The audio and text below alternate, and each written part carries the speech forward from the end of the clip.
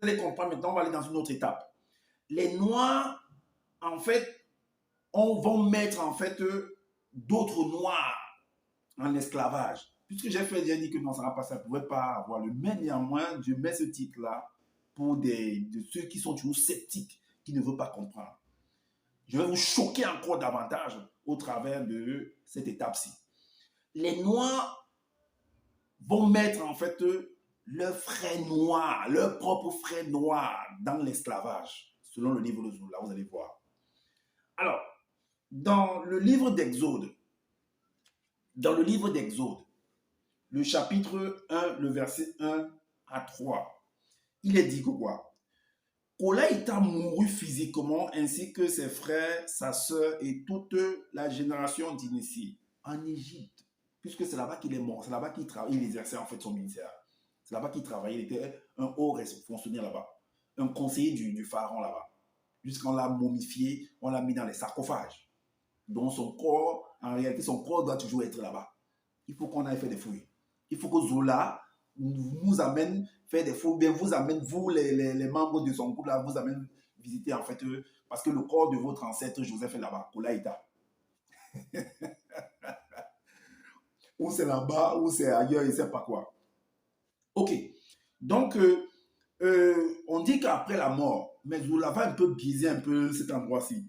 Le verset 2 il dit que par la suite, les hommes noirs de toutes les régions du continent. Ça veut dire quoi, région du continent?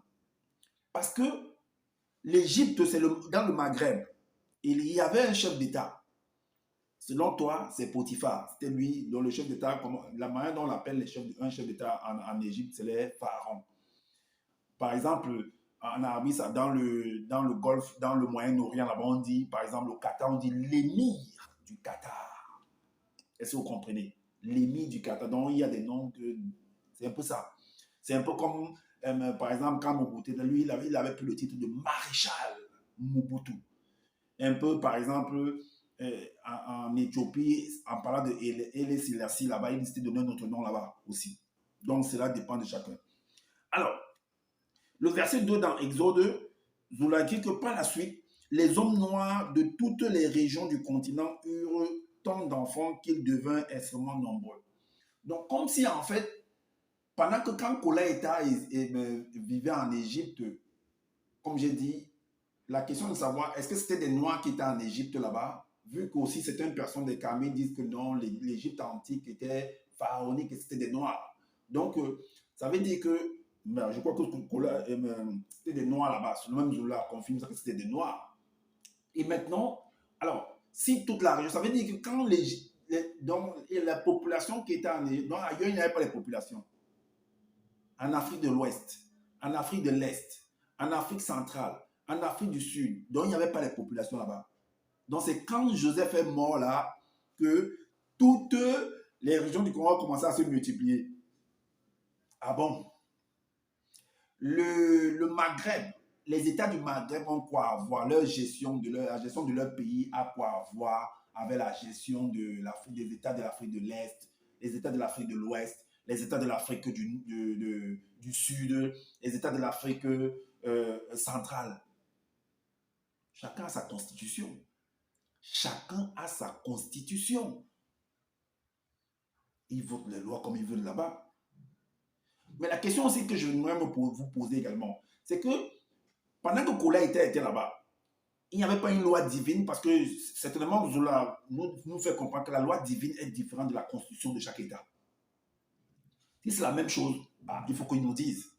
Si c'est différent, il faut qu'ils nous disent également. Donc, quand Kola était là-bas, il n'y avait pas une loi divine qui était appliquée là-bas, en Égypte, ou dans d'autres pays de l'Afrique, dans tout le continent. Ok. Donc, par la suite, les hommes noirs de toutes les régions du continent eurent tant d'enfants qu'ils devinrent extrêmement nombreux. Ça, c'est l'Afrique. Ça, c'est le continent africain. Mais dans d'autres continents, le continent américain, le continent européen, le continent asiatique, de l'Asie, tout ça et tout et tout. Eux, c'était comment? Il n'y avait pas de population là-bas ils ne connaissaient pas les lois divines, tout ça et tout et tout. Ils vivaient comment? Ok. Alors, donc au verset 6, Écoutez ce qui va se dire. Le verset 6 il dit, alors Satan, vu que la population est en train de se multiplier, sont en train d'être nombreux, les Noirs sont en train de se remplir dans le continent africain, Satan, vous ne devez pas oublier que Zola dit que Satan c'est un noir. Hein. Satan c'est un noir. Ah oui, Satan c'est un noir, selon Zola.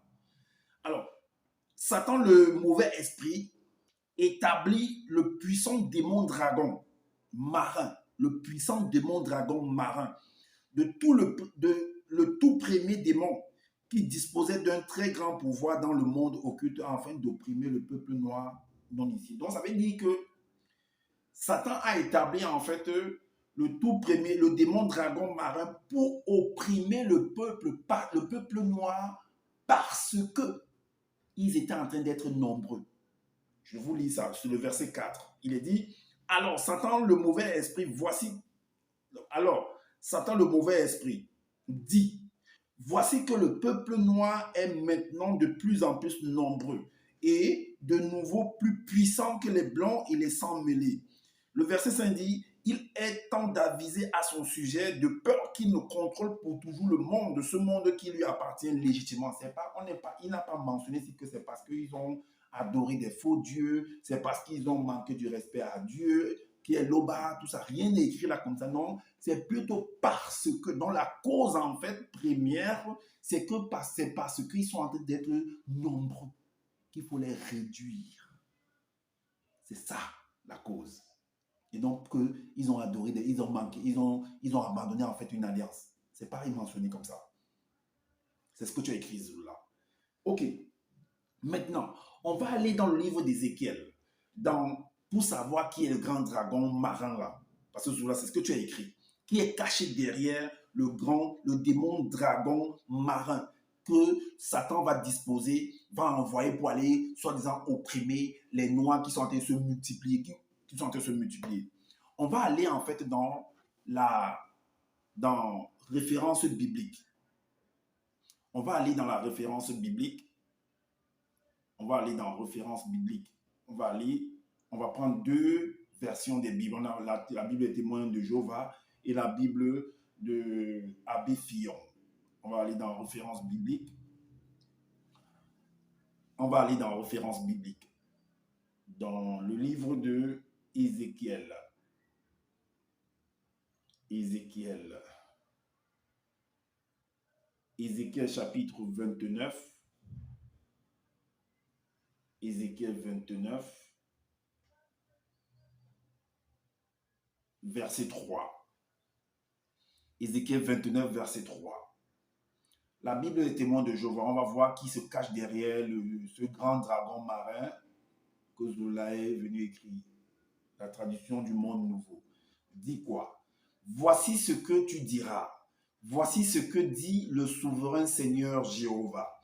Je vais agir contre toi, Pharaon. Pharaon. Et les chefs d'État ont pour nom, ont pour titre en Égypte, Pharaon. Je vais agir contre toi, Pharaon, roi d'Égypte. Roi d'Égypte. Ça veut dire que si on regarde, donc Potiphar était le roi d'Égypte. Alors, qu'est-ce qu'il dit? Toi, le grand monstre marin. Toi, le grand monstre marin. Zola écrit le grand dragon marin, le démon dragon marin. Ici, on dit le grand monstre marin étendu dans les cours d'eau qui s'écoule de son île. Toi qui as dit, mon île m'appartient, je l'ai fait pour moi. On va dans la tradition Abbé Fillon. La tradition Abbé Fillon. Un instant. La tradition, voilà. La tradition Abbé Fillon dit, parle, et dit, ainsi parle le Seigneur Dieu.